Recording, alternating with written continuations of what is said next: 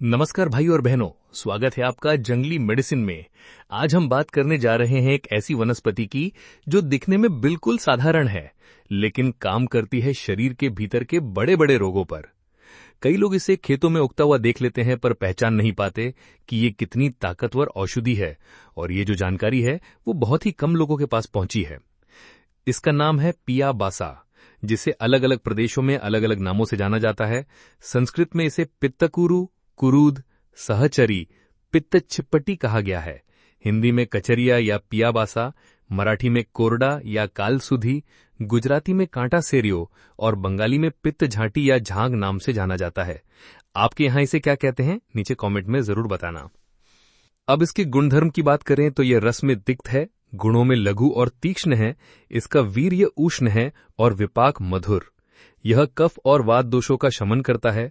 इसके गुणों में यह रक्तशोधक, कृमिहर, सूजनहर, विषघन, हृदय बल्य और यकृत उत्तेजक माना गया है। इसके प्रयोग से मोटापा कम होता है, नाड़ियों की दुर्बलता दूर होती है और साथ में यह केश यानी बालों को भी पोषण देता है। अब इसके कुछ घरेलू प्रयोग जान लीजिए जो बहुत असरदार हैं। चर्म रोग, खाज, खुजली, दाद या एड़ियों के फटने में इसके ताजे पत्तों को पीसकर उसका रस निकालें। वो रस सुबह शाम 10 से 20 मिली तक पी सकते हैं।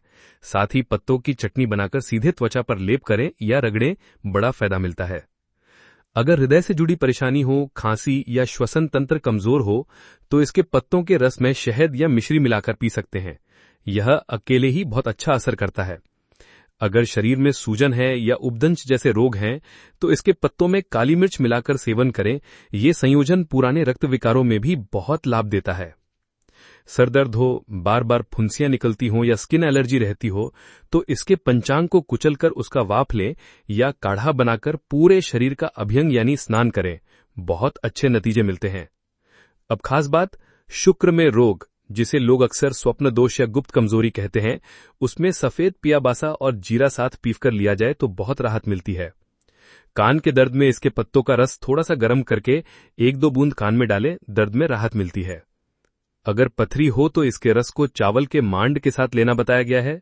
और अब एक और अनोखा प्रयोग, अगर किसी को चूहे ने काट लिया हो और जहर का डर हो तो इसके पत्तों को शहद के साथ पीसकर लेप कर दो। यह विष का प्रभाव नष्ट करने में मदद करता है।